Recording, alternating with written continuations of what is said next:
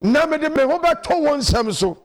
Psalm 31 verse 14 and 15 now I say, I'm trusting on you, O God, saying, you are my God, my future is in your hands. Matthew chapter 28, 18, 19. That's when Jesus can. What's young poor yourself and then you asem pano the good news.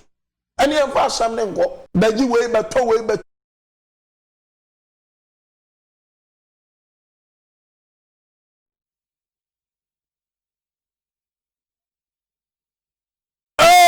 Kapahata kapata kapataya Libriantu kapahataya na mainara Brikapataya na mainara Brusia kapataya na mainara Ikapataya na mainara Iakapataya na mainara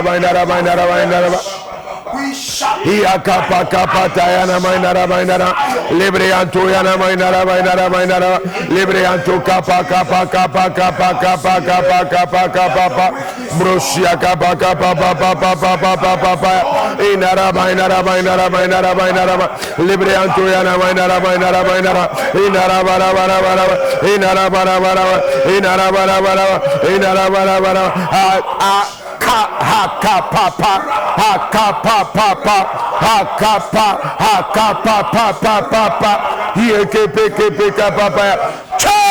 Jesus' name. Good morning once again. This is your servant, Reverend Peter Kwakuyeboa. Fresh fire from above Royal Television. Ubetimi Ashe is here live on Facebook. Mo share no mo try say mo be send it. Mo be share page no ama omu mashama omu nozu omu nshema foforo na omu monchenku na omu twitwa omu nshia na omu ma social distance physical distance na omu hwa Reverend Peter Kwakuyeboa na omu ntie de Reverend Peter Kwakuyeboa ya menam ne so de ba ene anopai enya menko amaka cho say ya asofukuo ena yeshia Monday 5 to 5:50 Tuesday 5 to 5:50 Wednesday 5 to 5:50 I'm with my brother Prophet Isaac Kwame Frimpong CCC and Reverend Jimasapon CCC Sewia ono na yeso for panyini wo Sewia me pese me ma tia se okon no enya wokon enyame kon eya wokon ankama mo agya akire di dadaada but enyame kunti no ubedi nkunim ebia wo sa hwe sesi a wutie e information centers ahodo bebrebe ye pese ye ma wani ba ho so se onyankopon be ma wo adi nkunim wo so nya opportunity ehwe ye e wo YouTube a ye pese ma tia se ye come ho da bia e bompa ye mamo. We pray for our loved ones. You are our loved ones. Enti ye bompa ye mamo bebrebe ensenchani bebrebe ne nyankopon na platform yi so edeba. Just last Wednesday, your post did you are no be free ewa abonte. And was say, Reverend, asem ya to me. Me ya branti a message so me pese me ware. Said ye be ya me Kristo sum be dimu. Na me so me nya daache, eni da so papa ma me daache nti. Ma ye bibia wie me de ya edi animu na me kwa ware. Na de na mani dane so no wa faili me na me 2-bedroom flat. Na me pese me ton na me timi de koye oba ne ho ade ne free ho ma ye bia atofo ma na me se ye mompaye na asofo ye kan egidie sie ni ene ye ka kire ne se nyame nkonkro ka kire se ye kan kire ne se 24-hour miracle anza na edane be kwa wie ye no na onyankopon ahye ne ho animonyam ama atofo aba unim se ade echi ye no ene ofre ka kire se obi aba so woto ampa anwumra no obi ato memenda no ofre se Reverend ade nyame be ye no obi ato mamatimi akoye meyire ho ade ama sede no osi kasa ne dabre na ne na akura do ba ne so the devil is a liar enhran kanyankopon yesum nyame a wote ase the same God obey obisadiama the same God obey obisadiama 24-hour miracle receive it 24-hour miracle receive it in the name of Jesus. We are receiving wo hwe me Pejansa say effort to TV this will say say 24-hour miracle. The same God. Namekrona. Wayama Brantiano. Namekrona. Oh, has a 24-hour miracle. Receive it in the name of Jesus. Who expected on century speedily. The same God. Our Yama Brantiano. Namekrona. What in terms of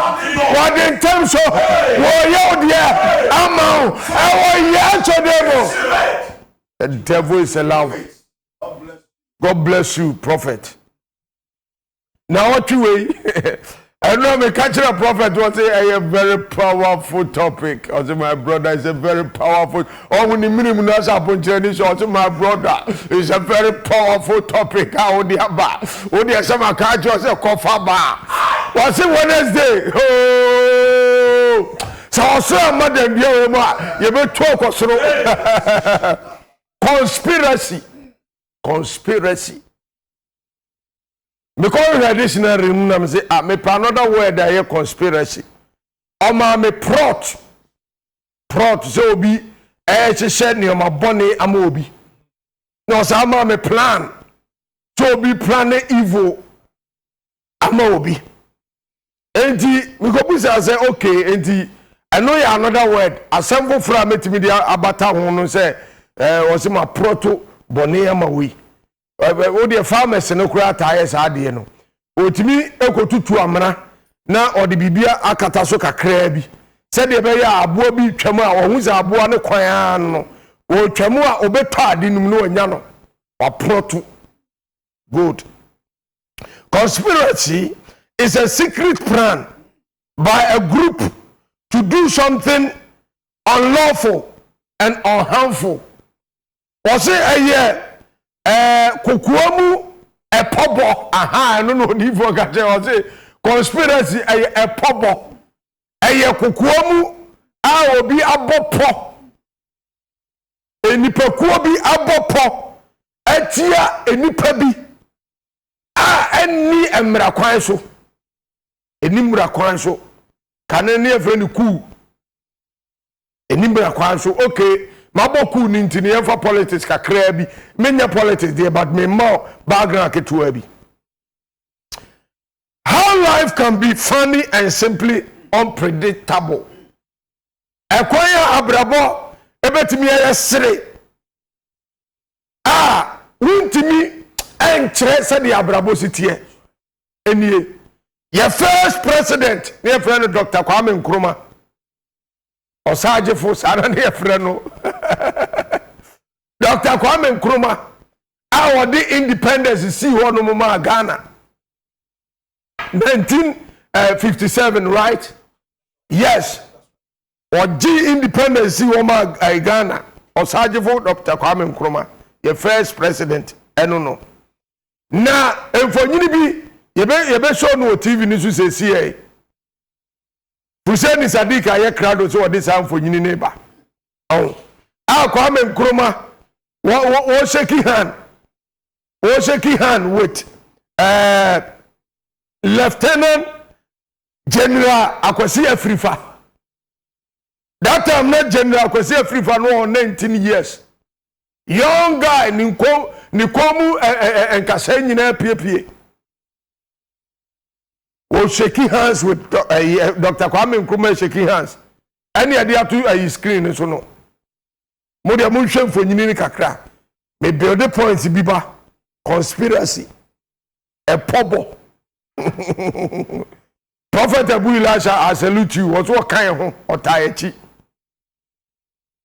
Enti your first president Eko Adisa Khalid a honum no committee Lieutenant General Akwasi Afrifa and our manamo say Akwasi why are dear we a young boy what's so why are dear pa say what share dear tiyiro the beye na unim asamsi dear womu na Kwame Nkrumah nim say sa young guy Akwasi Afrifa wo ba benyini aba betu na mamuo na gu oba benyini ene ayi kotoka mo aye aye conspiracy against him aba betu na mamuo na hinie no agu senanko onim saade na anka oye young guy no eda ho man among no anka o ma obi fa akire kura kum no nkada no ko na ne mpaso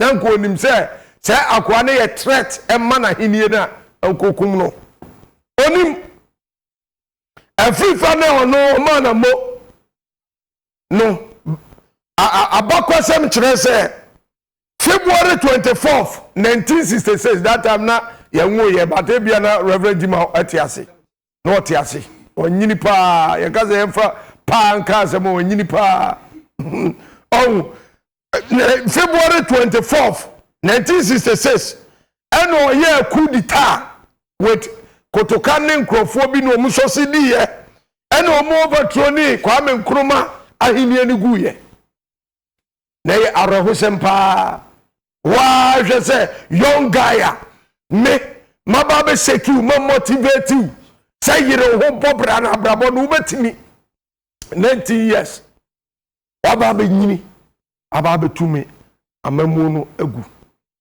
eyade bia areho eyasefem pa eno ne friend power of conspiracy often people who plot against us has been close and beneficial from us before. Etoda bi wo no manipa wo mu ebopo boni tiaye no. Etoda bi wo no ma ne bi wo no mo a. Wo mu ye nipa wo mu baye metabu baby say it is the house rat that shows the outside rat that there is a meat here. Come and take some and give me portion or small. Or say, eye efie ekura ena ka kire abonten so de say enam wo ha brabe fa bi na ma me kakra bi me de me fa ebeje me nsa o mbeche me enti etode bi wo nipa bopotia ye no eye nipa o mu ban ye anaze nipa bi o hono mo a ya hwe o mu da ya ye o mu papa da madam fu bi won kran no ye business big man. Why small loans ni be bank loans ngitingiti ni bi. Young guy bia, excuse my language, poor young man. And madam for year na adwe say obeboa no to de ne ba fie or ho ne car prapra fie ma no. Na madam for no year na adwe say akura no adwene mu ye sharp nti obeto na education so. And na o man ni go school wie ye, be wie university. And na akura no ko ye accounting.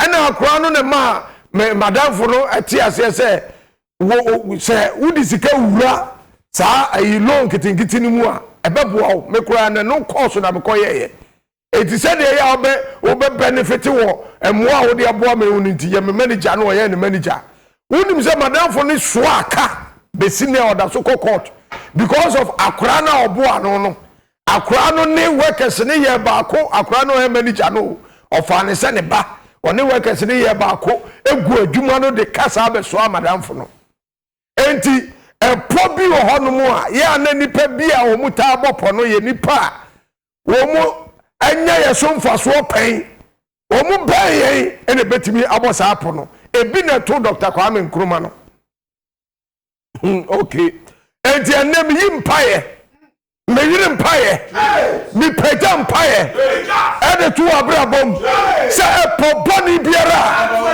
ekoso ewa asafo wo mu ekoso ewa fia wo mu ekoso ewa busia wo mu ekoso ewa wariye mu ekoso ewa oduma mu mi pejam mpaye se nyamija enhia se poponi no ewa yeso demo see how hemi close friend wako kaje ze papa we person ware papa ne nsem wo saade papa ne be pegya wo yiedie obeya me bia ka wo ne wo maame ne wo nuanom wadamfo na start so obo popo ne fa ho ke kan nsem e wo mu ne die nim kire papa yi ama papa no awotosoro wo mu no eya ate atofom me bompa ese nyame sofo awosra me wo wie brem apoboni biara akoso wo wore mu apoboni biara akoso wo mpaja mu me bompa e di nyame ncha ahia sa pono awo yeso de mu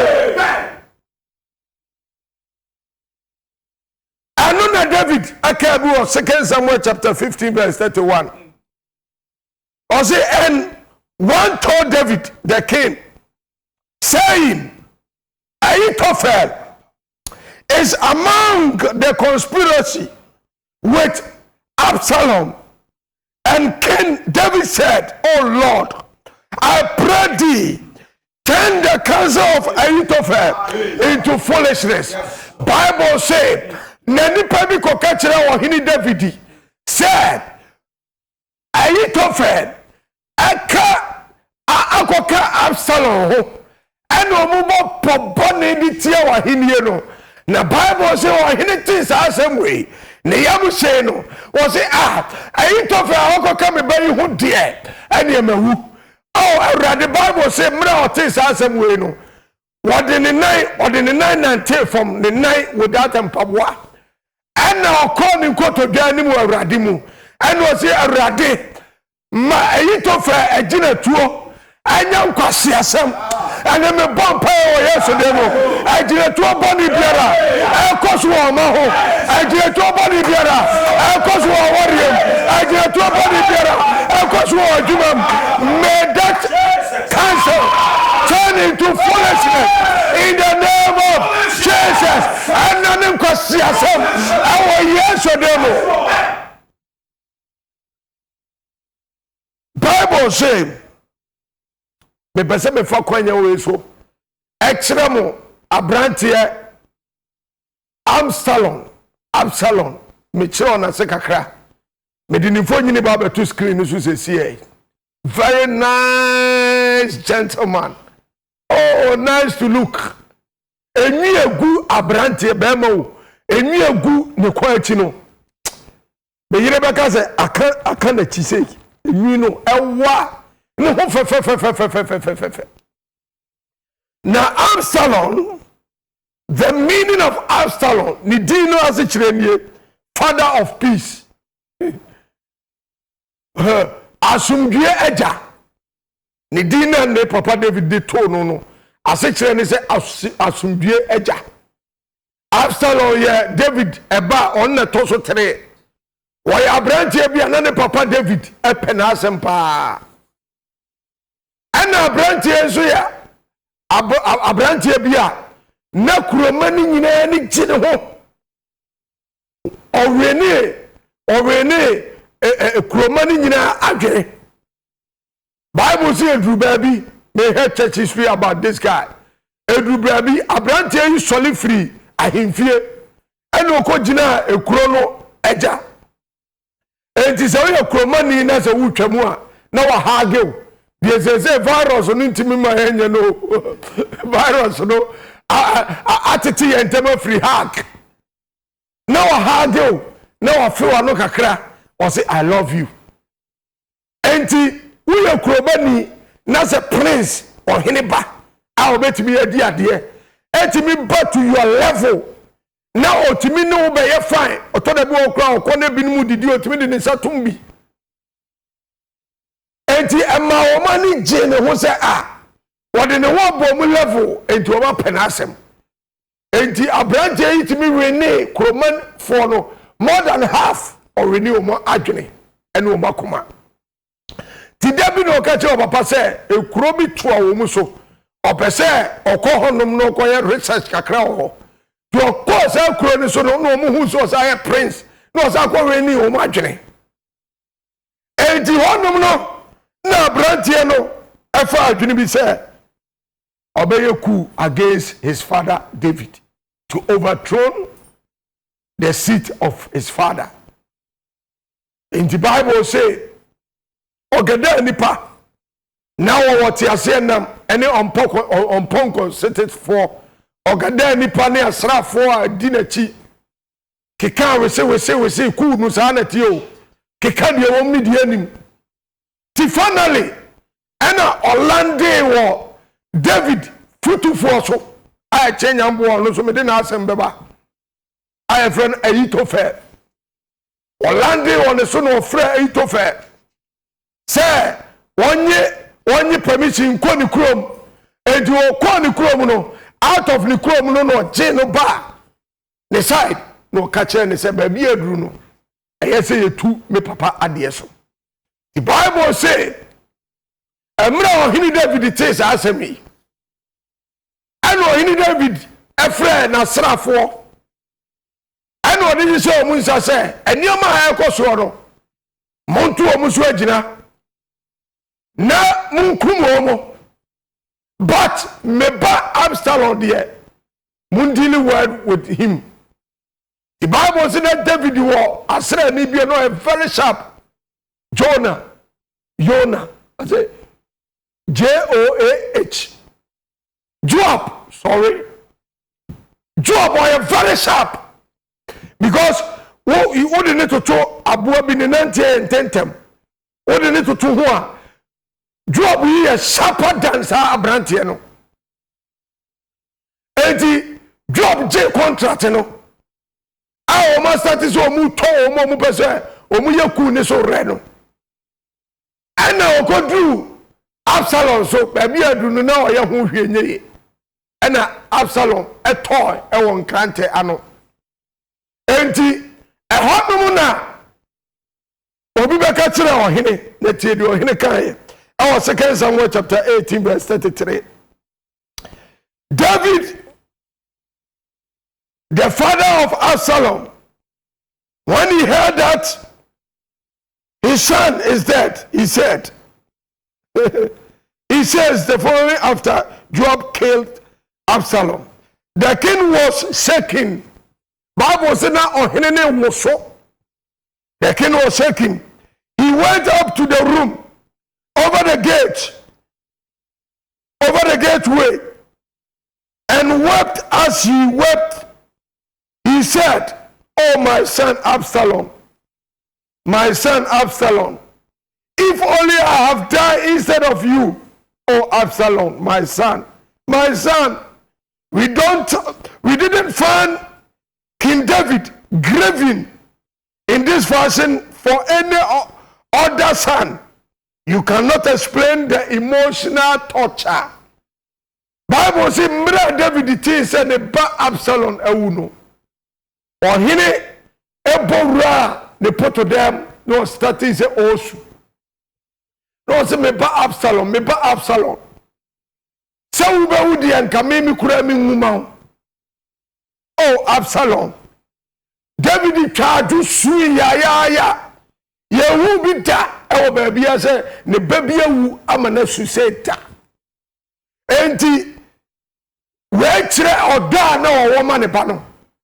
Answer me dika ka no me ma hoti ase say conspiracy ku obi a wataye saade ni bia ne ye obi a oben wo do no obi a wonya osomfa soda ene taye saade no saa nipa no nanim wo akwan wonim movement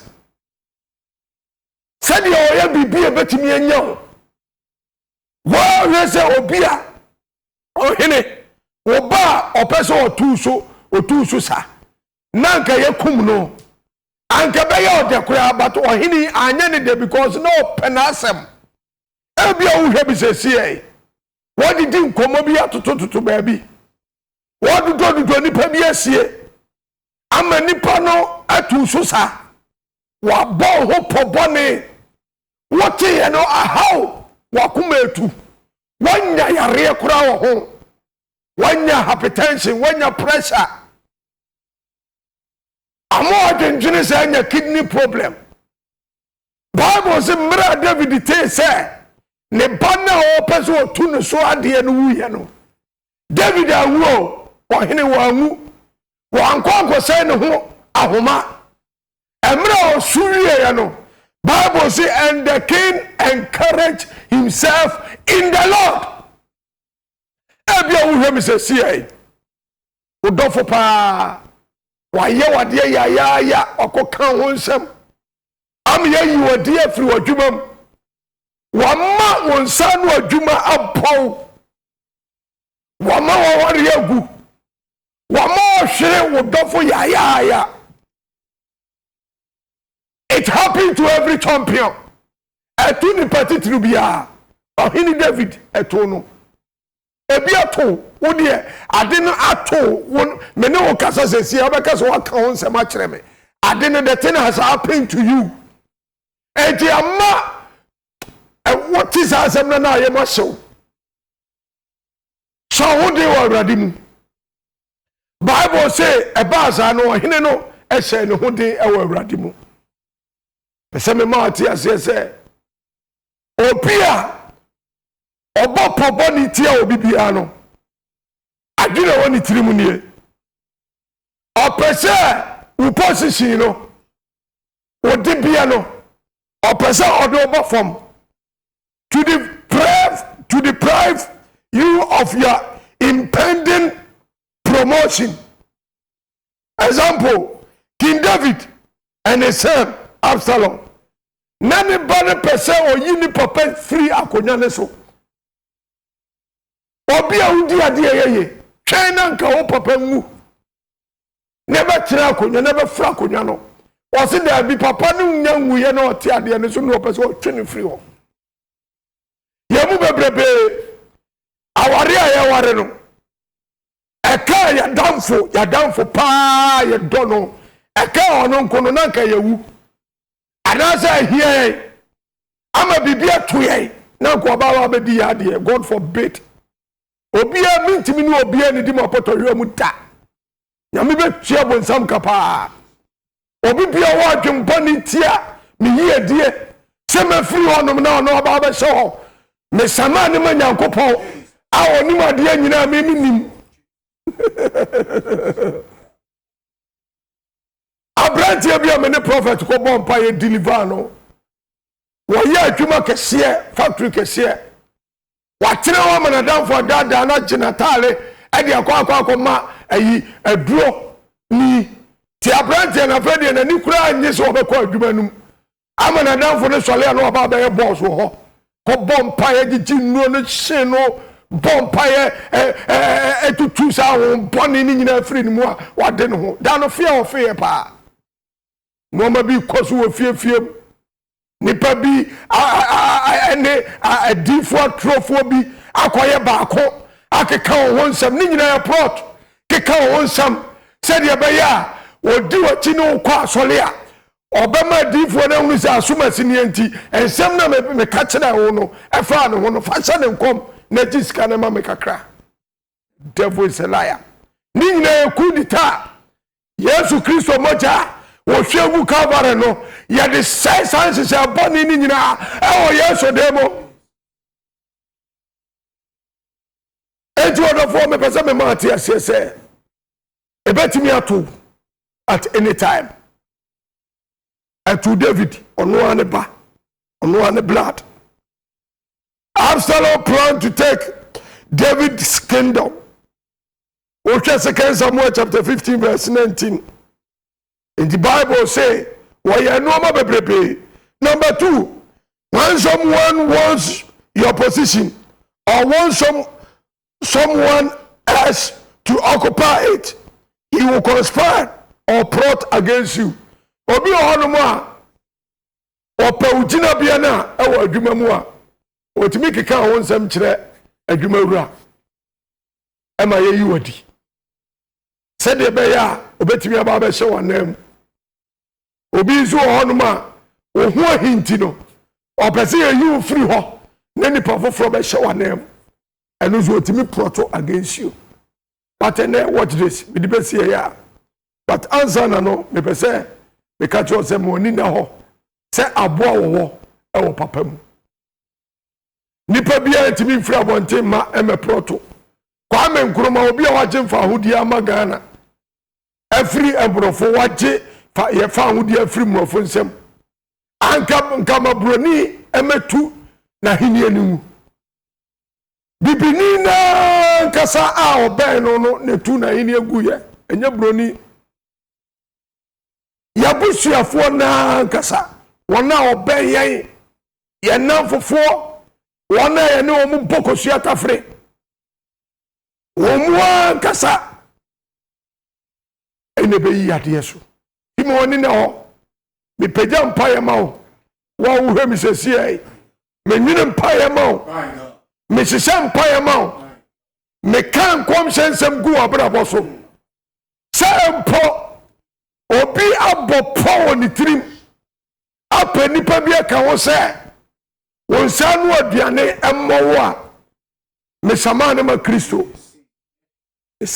Kristo sawan sese na adwuna ye dane ne so enko ne so ewo Yesu nim ye brawo sese ya se ba bibio mbatena se o mu bopobone Bible says no Nyankopon ka say let us go and confuse their language because what they have purpose in their mind nothing can solve them wase mama yenko dan yenko sesa wo mu kasa efri se de o ma sesa wo ma dwene mu no bibi bia ne wo no mabetimi am wo mo cha me bompa ye impa ye dwene pa ye ade ma wo ma sesa bone ewo abrabo so o ma sese bone ewo awore mu o ma sese bone ewo adwuma mu o ma sese bone ewo akwantuo mu we confuse the language ya de basa ye etuo mu camp ya de basa ye etuo mu camp cause obi o no mu a se wo kan o mo bopo atia ono so wo kan ho a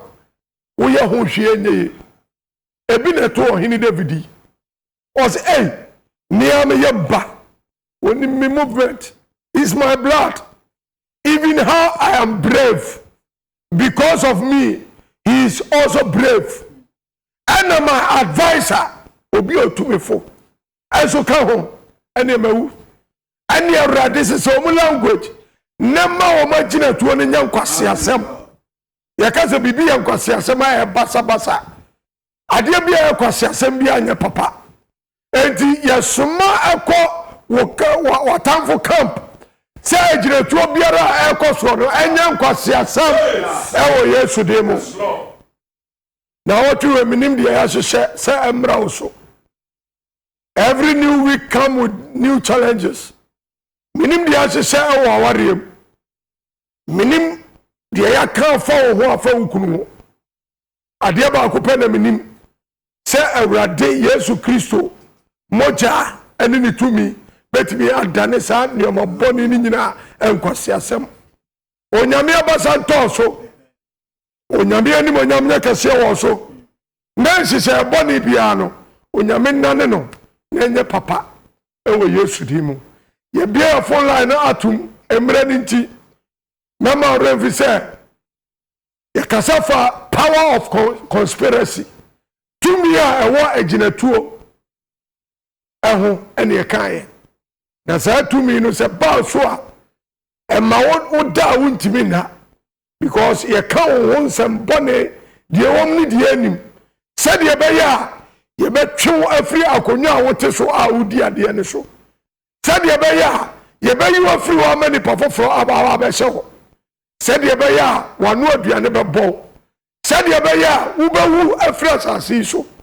enti enye ade papa na saade ne se wotumi dia be pese me ka kire wo se Yesu Kristo tumi eso se sa tumi no enti emra ye de asem ni besia no konkoto dwani mu a wompaye ye ba ko pe se agiretuo biara akoso ewo abrabom akoso wo mam akoso wo awariem akoso wo abusuam awuni mu he no awrade ma sa agiretuo no enye nkwase asem ewo Yesu dimo na nyame bua akina mama wahunu emra ohini David aka sa enye nkwase asem no de ekoso ewo ne mpaye no achi mama wahunu a very powerful statement mpaye ba ko pe maka chose de bia utie me no asem a memfansi wa ma woni mre konkoto dwanim ewo Bible mu obi anani abribia okoni nkoto dwanim on kasa awo Bible mu obi anani abribia no me say okoni nkoto dwanim o pejanani ehesro sa wo he nchenchem na samwa bia mfiri ma pejawani hesro Upeja ni hwesura emua be free baba. David say ehimfa na memua free baba.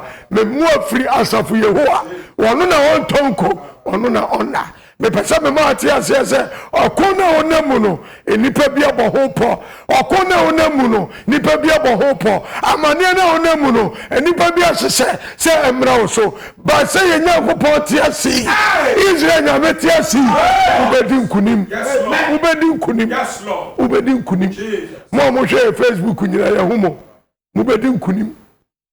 Ya bia phone line atu. Ubeti bia fa telephone. After Reverend Peter Kwaku Yeboah. Nipa bebrebe so mu adanse. But omu fra omunya. This is opportunity for you. This is an opportunity for you. Ubeti mi abo ram sese. Mo amo send a credit. Mo amo my mobile money no. Nyame nhyiram bebrebe. Na what way? Nyame bua akira. I am a birthday. Na what way? Mbedebe ho asi wonom se. Me birthday no. Me hyira nipa. Etu ubetimi afre Reverend Peter Kwaku Yeboah nyame bua ekina my birthday ekina nyame bua na nyame ehira me no manya 47 years nyame ehira me koeso nkosokra. I'm blessed and highly favored. Awurade dawase Saudi mfie baako akami mfie ya dawase chadi ampo wona ya chewa yampanhe wonyamie wanimonyam aisada yeyiwa ya kafo ya totom ya pejao wona waye David say mekra adwane afrifidi msofo efidiemu intimatime ho madime ho first call aborum. Hello, good morning. Thank you, my brother. Good morning, Papa. Oh, Jesus. Usu Accra. Mr. Usu. I'm happy birthday. Thank you, sir. Thank you, sir. Epacho. So for Manuasi and so okay, and Miss Manuasi and no one Amaka, many be a cabby, and Yashira Baba. That is so. Jausi. Hello, good morning. The devil is a liar. Sure. Yeah, me da. Me pesa me solemn term number Kenya miasa. Hello, good morning. Good morning, Safo. Hey, bye. Killer Kumasi. That is be at one and that for me. So, we want happy birthday. Thank you, sir. Thank you, sir. And then I meant to happy birthday and you got come out. Killer, happy birthday to you. Oh, now in trust and inquiring something. Someone wants some and okay, I mean, oh, Jesus. He said, what's it? Your bear one more. I know you will be quiet and correct. You're crying because I am my woman. Because you was your donor. The idea of cry, a man move up with me different of the Fanadi money. Yes. Oh, Jay. Half crowds of 100 years old, you near. Probably than also a cat. But the idea of money, how? Of Yanko points, I can't have a man who might be sorry and a cry, and someone was hiding prayer into now. Yanko point to one to walk out one day, and one thing won't count the other far. Oh, you know, almost one to one. That's what you say, you may say, and you're what? Oh, yes, Christo, one woman, the more him, and my and that's where I got a more now. There's a gun and a whoop. Oh, one quite and take my business one and I was it. Now, Miss Joe, Killer Kumasi, and I also come. Hello, good morning. Sure, I didn't know me and what you know on Tiasia. Sanka Ono, Dr. Kwame Nkrumah, small boy, 19 years. Was a more, oh, yeah, dear. Nanko nim se obaba nyi ababa tuna na hini na gua gokuno. Hello, good morning. Morning. Padona kase free.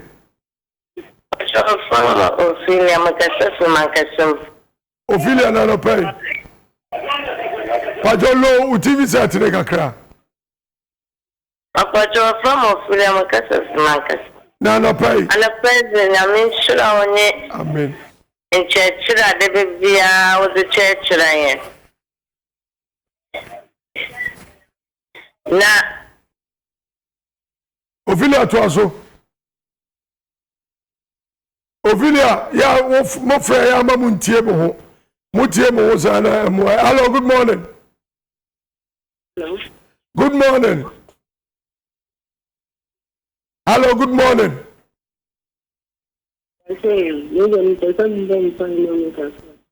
But all my own is so cramenti. I didn't know how. I didn't know how.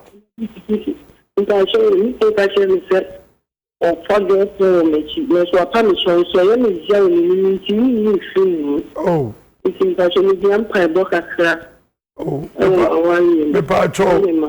pacho. Nyame shira de dikan. Pacho yifri umwai. Uze bema no aye no kwafo. Eno waka kire. Ise wanye mfiri umwa. Next time no bibisa akoso a ontimi nka kire. Ana obi a watimi akase ya kire no kire se wonu no ho wasakra ebi nsibiem. Pacho. Erode me bompa yo Yesu de mu. Me de waba wa akoma ba wanim. Ye biara odi. Fansa kana koma. Me dume obonefo ne ne sese. Afre me bompa ya de ni kunu enwo adwene ba ni tirim sese ai. Na erode fa ni kunu no so bone eche no. Na si ni kwa firi sa bone ne ho. Ewo Yesu de mu. Ya da wase se erode wodo sa ka wabawa. Ewo Yesu de mu. Amen. Reverend Abawa odi yaw. Sese me bompa no. Tears eba ewo mi mu. Sometimes me aya sa frɛ why near that time mo sometimes me ye ministration ho na say awurade na me so be say area betimi who shaking e me nipa bi some part of my life. Hello, good morning. Morning. But I want to say free. Lawyer TV program now. Nana ya lawyer TV set de kakra na no pay. Okay. Ano pay. Nana ya kasa. Hello. Nana kasa. Ano pay. Morning Nana. Me va je faire Nana ya. Me free prono. Nana ya no pay. Me va je no pay ya me do program. Papa ma so pa. Oh. Na wa re. Obonefo di na ni esiso a enya agwo. Masene ni kumafo. Nishoye amonkai mentayo. Omutu ajinabone yo. Omutu ajinabone meboa. Ai. Ya pejampa bo. Ajinabone biara. Akosua. Awona ya. Aworiam. Awradie. Manenya kwasiasem. Ewo Yesu demu. Nana ya oda. Yami be di wa samama. You be for last two callers. Hello, good morning. Praise the Lord. Hallelujah. Honorable Owahini. Jamaica, Yankupo, Oishra so. Owahini, the same problem. The woman worry the same problem. Same problem. And they work consent for Papa. They say, I'm not making TV for whom as a corona and Yamiaqua. Oh, yes, so devil. I get to a body biara. Cosmo. Oh, and then I'm Cosiasa. Oh, yes, so devil. We turn it into foolishness. Bible said, the Yamiaka Bomuno. Ba obi bia ntitim. Obi antimi ntitim awariam. Oh, yes, so devil. Amen. Your last caller. Hello, good morning. Mama. Hey. If I just go and can you produce one of And also original Nigeria. Yes, sir. That's right.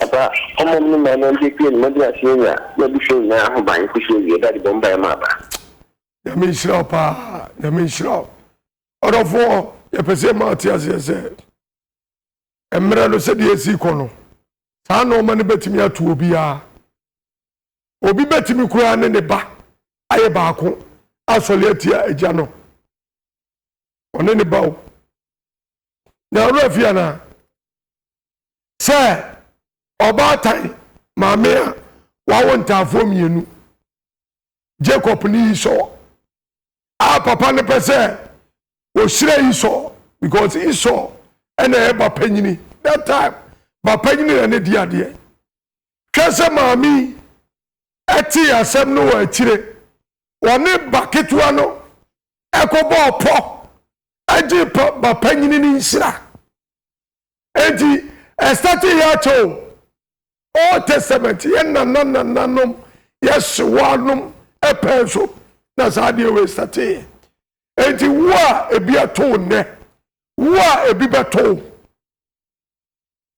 pese me mati asese se toa menkum ho wa hini David ti asem no na nko betimi akum ne ho kra wato akum ne ho Bible so se ne ho den wa awurade mu pese me mati asese se toa na chezo ni patitiru ti na ato sa ho den wa awurade mu na me yimpa ya ma se ade a pese to no awurade ensesa no ema o Yesu de mu emre ne ko menyu afidie ni mfiri so ye beda ye hu se sie but answer na no fa sa telephone number we twoto ma ba ne ntroma na ya no afre ye 2 lines 0244 23 26 and 89 0244 23 26 and 89 0244 23 26 and 89 and 024 9999905 024 9999905 024 985 9999905 ofra Reverend Peter Kwaku Yeboah ene asofo kuo a ye de nsam ne brem de piano ye ne mbabo mpae testimonies no ensankyerene na eba no edoso enti frɛ na yeso ye nka bibi nto abrabom ye pese ma ati asese enya anointing oil so ne de ho ato enya nsuo so ne de ho ato enya akwankyere so ne de ho ato na emom ye de ho ato Yesu Kristo din mu ye de Yesu Kristo din ebebom paye ama wo haw ama unsenkyerene abam ama ye da ye ho banyamebua ekira ye beto aso menyu afidie ni free a baba prophet Abu Elisha I salute you my brother bye bye